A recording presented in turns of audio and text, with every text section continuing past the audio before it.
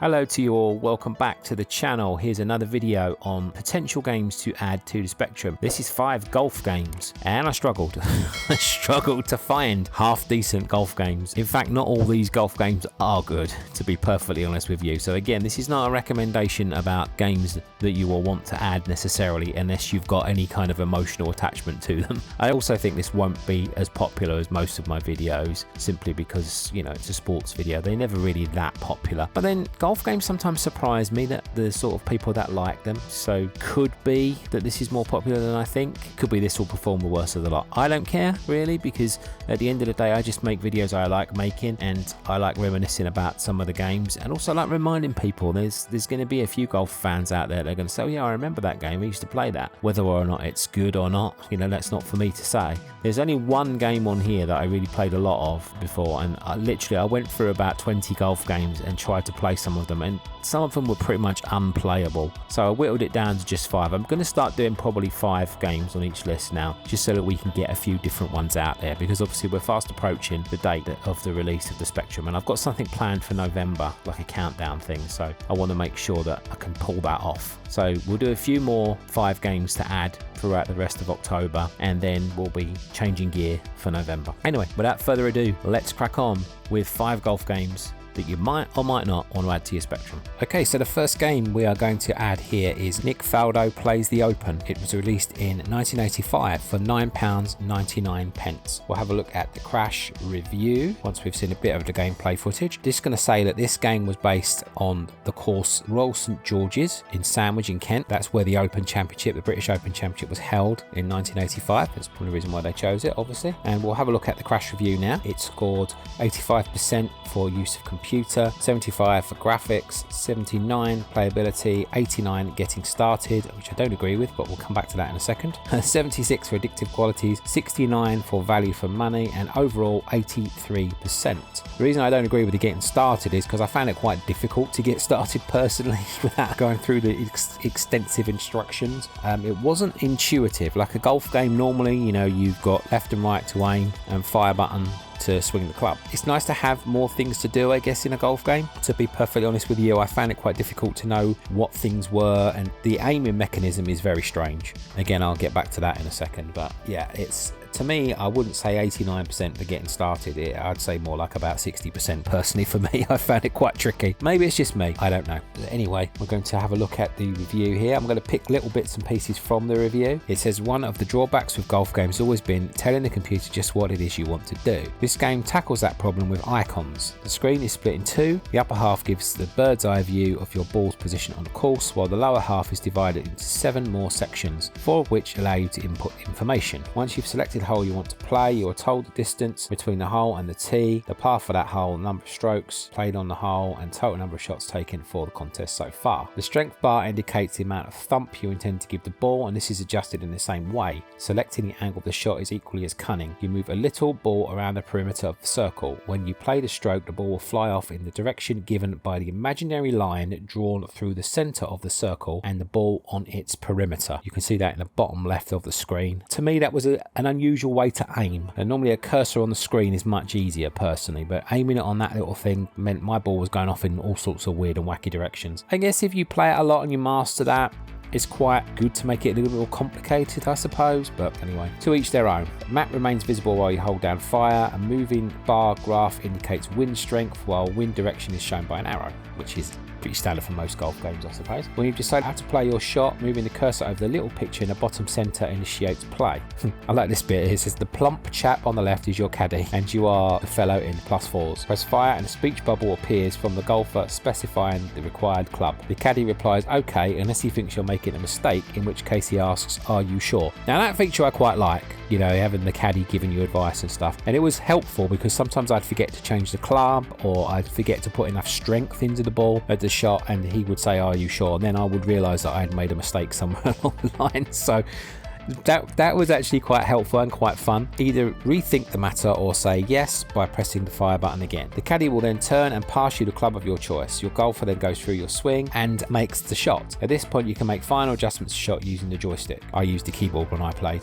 Although the caddy appears a nice chap, he's quick to make snide remarks after you finally manage to put your ball away after only 253 shots. All that's missing is a bash the caddy on the head icon. Yeah, I must admit, he was a bit of a cheeky bugger, and yeah, a couple of times I fancied like smacking him over the head with a golf club as well. But I mean, for somebody who's getting his wages paid by me, you know, he was taking liberties, quite frankly. But it was good, actually. I quite like the interaction with the caddy. I'll give it that. That was good. Let's have a look at some of the criticisms here. It says, the Open endorsed by Nick Faldos is, of course, a golf game. This one is different and is a significant improvement on most golf games. For a start, the graphics are colourful, smooth, fairly detailed. The course is shown well on the map. The icons make setting up shot a doddle, and your stroke can be fine-tuned with the joystick. Best golf game to date, but with a bit of a price drawback. I will say this game, out of all 5 here, probably ranks as the second best that I played. So there you go. And I had played, like I said, the Commodore 64 version before, so I was a little bit familiar with this one, not obviously on the ZX Spectrum. If you like golf games, I definitely think this one is worth adding. I think it's one that I will add, and it's one that I will hopefully try and play a little bit of and get a bit better at. Maybe with a bit more extensive practice, I'm going to get used to what the icons are and stuff like that. But for pick up and play, I found it a little bit tricky to start with. But I guess that's because they're trying to make it a little bit more complicated than the average golf game, which I think is good. You know, in some respects, it's good to have. You don't want to have too many options because then it becomes just like overwhelming. It's just like sometimes you can overcomplicate things. But I think this hits the right blend. It's just a question of getting used to it. So for the video, obviously, I play a lot of these games for the first time. It can affect your enjoyment of the game, I suppose. But overall, I'd say this is a good game, and I definitely think it's better than most of the ones on here. I would say it's either the second or the third best. I'll probably try to maybe prioritize them in an order of what I thought was the right order for that sort of thing. But yeah, I would say it's enjoyable enough to add for sure. On to the next game, Konamis Golf, released in 1986 for £7.95. This is the crash scores. I'm not going to put the review up just yet. We'll go over the scores first. You got 79% for presentation, 71% for graphics, 59% for playability. Yeah, that's where it lets it down on this one. 52% addictive qualities, value for money, 58%, and overall 58%. If I was picking, like I said, an order for these games, this would probably come in at number 4. Game looks good. Reminds me a lot of Mario Golf. If you've ever played that on the NES, it reminds me a lot of that in terms of the graphical setup and everything. I'm not sure if that's what this is, if it's like the version of that, if you like. It looks very similar, even like down to when you're on the green. I found it immensely frustrating when I was trying to record. I got to a point literally where I couldn't play the game anymore. I hit the ball in the trees and I couldn't get out of them. I actually couldn't get out of the trees, literally. I couldn't hit it backwards, I couldn't hit it forwards, I couldn't go right or left. I was in the middle of them, and every time it went anywhere, it just hit a tree and fell to the floor, and I literally got stuck, and I had to start again. Like, I had to literally close the game down and reload it, which is ridiculous when you think about it. It's like I just literally could not go anywhere. I think I had one hole where I took like 27 shots on one hole. I found it very difficult, this game. If it goes anywhere near a tree, it just like hits the tree and falls to the floor, and that's it. There's no like maybe slows down when it hits the tree but it still goes over. This game was just like, the collision was really weird. Yeah, again, might just be me. We'll see what the review has to say anyway. Konamis Golf, as the name suggests, is a golf simulation that can be played by 1 or 2 players, either in a stroke or match play game. The stroke game is probably preferable for newcomers, as the scoring system is based on total number of shots taken to complete the 9-hole course, which is what I played. I'm not going to go over the rules of that. The playing screen is split in 3 separate sections, the largest of which is used to give the golfer's view of the hole to be played. The bottom right is a bird's eye view of the entire course, which also shows the flight of the ball after it's been struck. Above that, an information window gives an indication of the wind speed and direction, which hole you are attempting and its par, and the number of strokes already played. First things first, you must choose the appropriate club for the length of stroke you intend to play. A guide to the different uses for clubs is available in the inlay. Choose from a selection of 13. Once the club is firmly in your grip, you must then decide whether to hook, slice, or simply thwack the ball straight down the middle. I'm not going to describe what hook and slice do, I think we all know that. Horizontal bar at the base of the screen contracts and expands. The strength of the shot is proportionate to the length of the bar when the fire button is pressed.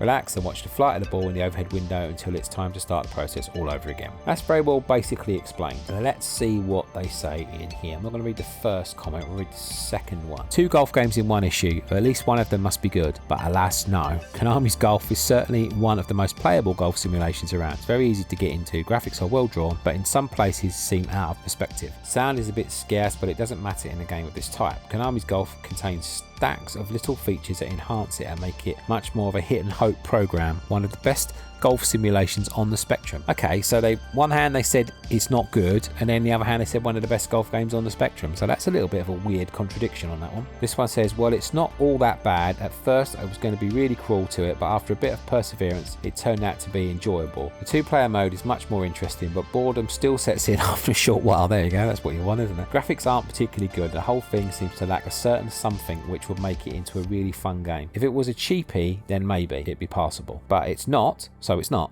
incredibly amazing, but there you go. Okay, fair enough. Yes, I mean, let me know in the comments as ever if you've played this game. I just didn't really get on with this one, to be honest with you. Like I said, it's not horrible, but it's just like when I got stuck, I just didn't feel like I could do anything about it, you know, and it's just, I just don't think that this one's for me, personally speaking. Definitely nowhere near as good as Nick Faldo Plays the Open, for sure. But if it's beloved to you, defend its honor in the comments. I'm more than happy to listen to arguments for this one, but yeah, not my favorite on the list. Like I said, down at 4th favorite for me, but maybe still a game to add just to practice a little bit more and see if I get any better. I'm always up for playing a golf game, and there's not that many on the spectrum that are very good, to be honest with you. So maybe I'll still add it and give it a whirl, but yeah, it's down on the list for sure. Okay, moving on, we have Leaderboard from US Gold, which was released in 1987 for £9.95. This is one that I've played a lot. But again, I think I described this to you when I put World Class Leaderboard on here, not on the spectrum. I'm very inexperienced of playing this on the spectrum. It was a Commodore 64 game for me all the way, and never felt the need to get it on the spectrum. We used to play it a lot. My dad, my brother and myself, we used to all play, 3 of us, and it was great fun. Really good fun, all competing against each other. It was really good, and there was never a need to get it on the spectrum once we had it on the Commodore 64. So, but a game is a game, you know, and obviously apart from the graphical differences, it's the same game, so it's still great. Let's look at the Crash review. It got only 80% in here. I don't think they like golf games in Crash. I've come to that conclusion. The fact that this scores less than Nick Faldo Plays the Open is a bit of a shocker, to tell you the truth, but it got presentation 71%, graphics 82%, playability 85%, addictive qualities 72%, value for money 75%, overall 80%. So still good scores there. Let's have a look at what they say in the review. Between 1 and 4 18-hole rounds can be played on 4 different courses. When more than one course is played, they can be undertaken in any order. Alternatively, the same course can be played 4 times in succession. Each course is divided into a tee, long fairway, blah blah blah. I'm not going to read all that because that's telling you how to play golf, which, like, let's face it, we don't need to know. There are 3 degrees of difficulty for the budding golfer to choose from. At novice level, the ball can only be hit straight. At amateur level, hook and slice are introduced, and when professional status is reached, allowance must be made for wind factor if the ball is not to drift off the course. 14 different clubs can be used, and all hit the ball over different distances. Again, we don't really need to know that because we know that, don't we, already? Let's scurry down the review a little bit. Shots are aimed using a cursor which appears several yards in front of the golfer. Swinging the club requires careful timing and concentration if the ball is to hit the right distance and not hooked or sliced. Power for each stroke is controllable with the level of power used shown on the power snap indicator on the left hand side. When a shot is hit, the ball can be seen curving through the air and hopefully towards the hole. At a professional level, tee-off and iron shots are affected by the wind, and allowances must be made if the ball is not to drift away from the hole. To aid the golfer's aim further, an indicator shows the wind direction and strength. The stronger it is, the taller the indicator. When the ball is on the green and within 64 feet of the hole, the flag is automatically removed and the putter selected. No other club can be used while on the green. Unlike other shots, putts travel on the ground. We know all this. Come on. We're not amateurs when it comes to golf. They are greatly affected by the incline of greens, which may slope up and downhill and to the left or right. This must be taken into account when aiming the shot and selecting the level of power. The degree and direction of the slope are shown on the right hand side of the screen. That's pretty much all you need to know. Obviously, obviously Leaderboard, famously, you're hitting the ball to islands, so you've got a lot of water to negotiate, which makes it very difficult. I had a few stinky holes, to say the least. I couldn't stop the indicator on the line. I tried several times to start with and couldn't do it, so I had to then start aiming all my shots left, because I knew I was going to miss the line and it was going to go to the right, because that's where the slices go. I knew I was going to slice every shot because I just couldn't get the timing right, so I just allowed for that, and I still enjoyed the game even though I knew I couldn't hit the ball straight. I just allowed for the fact it was always going to go to the right, and I enjoyed it. I love Leaderboard, I always have done, and it brought back a lot of memories playing it, and I can always play a game of Leaderboard. So this game for me, brilliant. I absolutely love it. I'm pretty sure most people who are interested in golf have played this one, and this is a no-brainer to add to my Spectrum without a doubt. This one will definitely be going on regardless. I need to put it on because I need to practice, because I was clearly quite rubbish at this game, but you know, I still enjoyed it. I still had fun. I don't know if I like it better than World Class Leaderboard. The one thing I do like about the original is it's the original, so it was the game I was introduced to when I first started playing it, and we had no golf games like it back then, and it was amazing. So yeah, I'm still like want to play this on the Spectrum a lot. I'm going to add it for sure. I like this, and they did a 10-pin bowling game as well, which I absolutely love too, called 10th Frame, and I'll be adding that too. So yeah, I would say for sure this is number one on the list. This is the one that I would add above all else, so definitely I would recommend to add this to your Spectrum. Okay, next we have Pro Golf Simulator, released in 1990 for the small sum of £2.99. It's a Codemasters game, so they used to make budget games. This one plays actually pretty well. It's got its annoyances too, which keeps it from being way up there, but this could be like the second or third best. I mean, it certainly vies with Nick Faldos for me in terms of the position on this list. Again, well, it's not about ranking this list necessarily, but it gives you an indication, I guess, of which ones I think are the better ones. In this magazine, which I believe was Sinclair User, it doesn't actually say on here, but I'm pretty sure this is Sinclair User review. It got 87% overall. I can't possibly tell you what their little markings there mean, to be honest. I'm assuming, obviously it's 78% for music, 85% I'm assuming that's playability, considering that's a quick shot joystick. I'm guessing the time thing must be like value for money in terms of, like, you know, how much time you'll spend playing the game. Other than that, I have no idea, to be honest with you. The summation says, an excellent thrash about in the woods, but an inspiring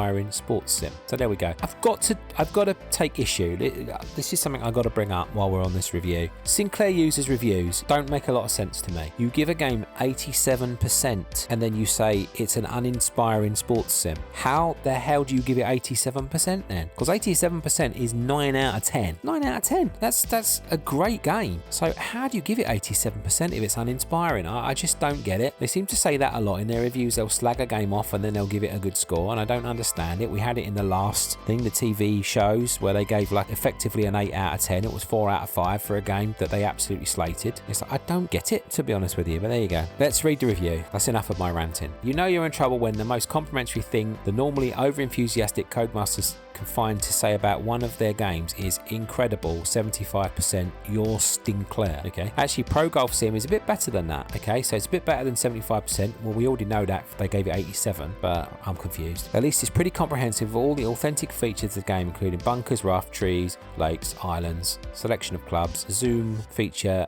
in the putting stage, scoreboard, wind meter, and dogs stealing your balls. Oh, guess which one of these I made up. They always put wacky things in the Sinclair User reviews. I found that too. Up to 4 players can take part. There are options for various controls, putting practice, whatever, blah, blah, blah. The first option is to examine the course using a joystick or keyboard. Yeah, that's essential that you examine the course, because a lot of the time I was hitting the ball in completely the wrong direction. So make sure you definitely examine the hole first. God, you can't skip too far ahead in their reviews as well, because they go so wacky. Well, listen to the direction this goes in. First option is to examine the course using a joystick or keyboard to control, scroll around the nicely detailed backgrounds, which look in some ways like they've either been pinched from a Kung Fu Death Commando Wombats game. What the heck is that? Once you've assessed the difficulty of the hole, press fire to play. First choosing the club, then using a pointing finger cursor at the right hand side of the screen. Once your club is selected, select the direction of your stroke using the rotating indicator on the pin. Yeah, that's something I didn't get at first, and I was hitting the balls in all weird directions. I didn't even realise what the heck I was doing. My biggest gripe on this game was it's got music all the way through, and it says on the thing, press shift and 1 or whatever it is to turn off the music, which I was repeatedly doing. If I held that down, shift and 1, the music stopped. As soon as I let go of it, it started again. Now, obviously, I'm not using an original ZX Spectrum to do this,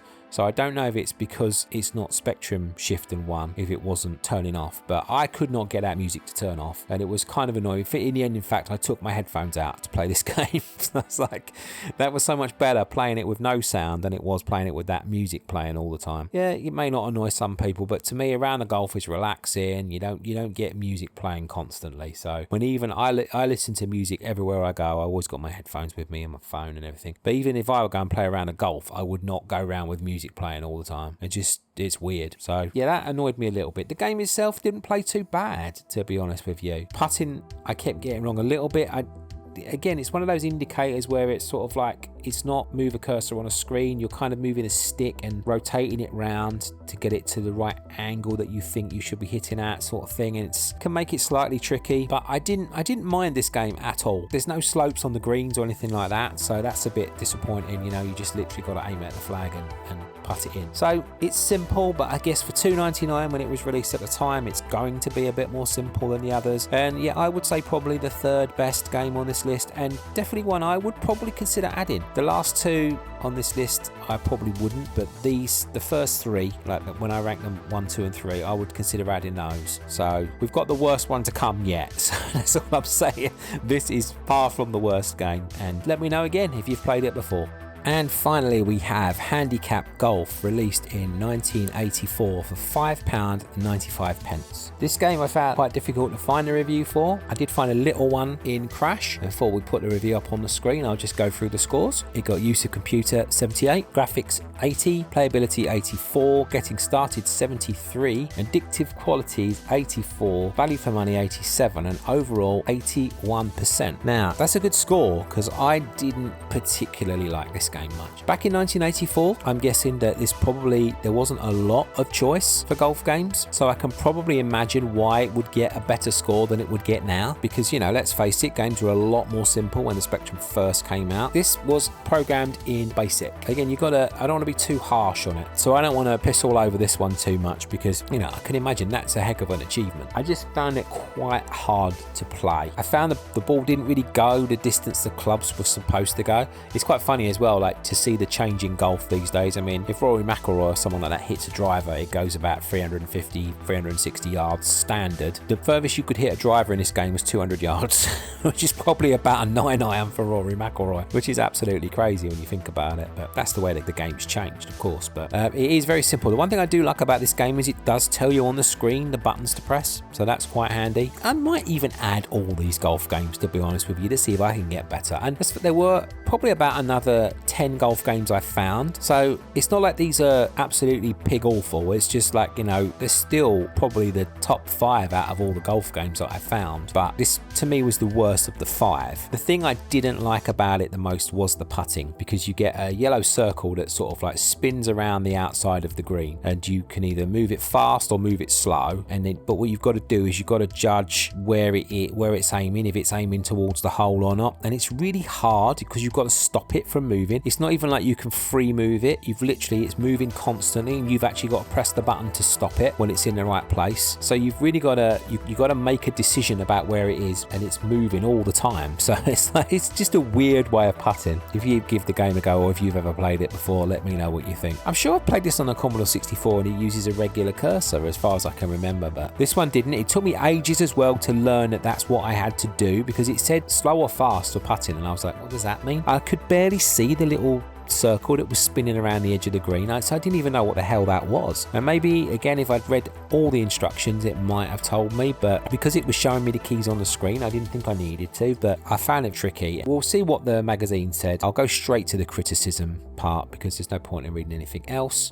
Golf, another boring game to review. I thought, no, I was wrong. This one's very enjoyable. I was flabbergasted to be able to see the whole course, and very impressive it is too. I gotta give it that. The graphics were nice. It's nice and colourful, and it does feel like you're out on a golf course. So graphically, in terms of some of these, this game's better. I gotta say that. I gotta give it its due for sure. Detailed different types of trees, hedges, bushes, rough, bunker, rivers, ponds, bridges, and even the clubhouse, and not forgetting the player and his caddy. Both are very well animated, even to into the swing and the tense wait for the ball to land. Good close-ups are given when you're on the green. I agree with that to a point, but the green is not distinctly marked. It's all basically the same green colour, fairway and green, so you don't really know where the green starts and begins and ends and all that. So that's just another little thing. I guess graphically we've come further, you know, than that was probably mostly all they had available back then, you know, maybe one colour of green. So it does make it a little bit more tricky, but you know, I'm not going to point too many fingers. You know, you can't really complain too much that technology moved on. You really can't, but let's skip ahead. This is the golf game I've ever seen with plenty of detail, scenic fairways, and it's very playable. Unbelievably, the game is in basic, but because it's so good, who cares?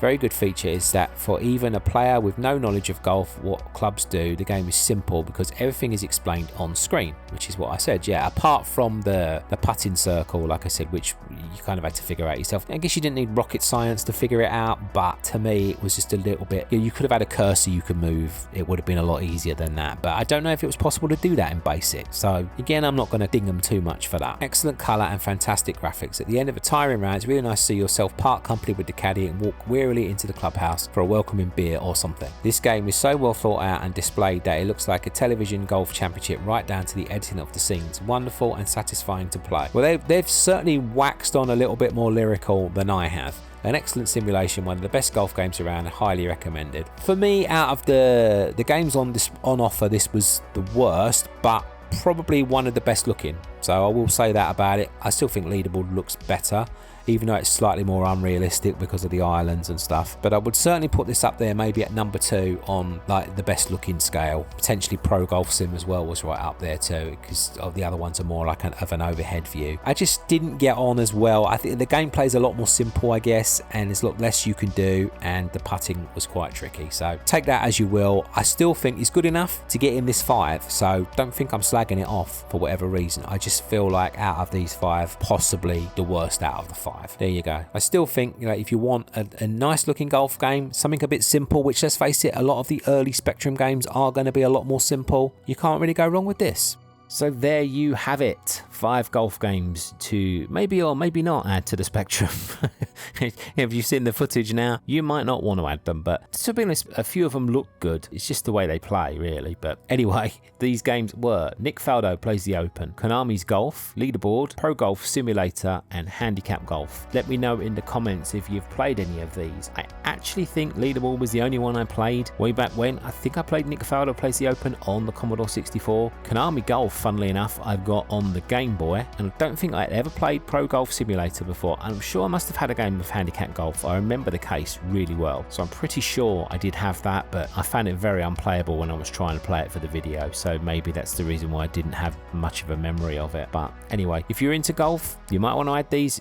I'm sure if you are into golf, you've probably played at least Leaderboard before, but do let me know in the comments if you played them. I would be interested to know. And if you think any of the other golf games that I didn't put on this list are any good, there are a couple that nearly made it, but there wasn't very many good ones. To be honest, I couldn't remember the names of a lot of golf games, so I wasn't mainly searching for golf. So you know, when I was looking back, I've got like thousands of games to go through, so it was quite hard to find golf games, to be honest with you, because like they're not very popular if you do a Google search. So you know, it was quite difficult, but I did my best anyway. So I'm a martyr for you guys, I swear to God, because playing these games, it was appalling trying to record this gameplay footage. I mean, I couldn't even play Leaderboard very well. I didn't realize how quickly the meter moved on Leaderboard, so you might notice when you watch the footage that I was slicing a lot of shots and aiming them out to the left because I couldn't hit the ball straight for the life of me. I just couldn't stop the thing on the line. I was either doing it too early because I was trying to do it earlier, or I was doing it too late when I was trying to do it naturally. So,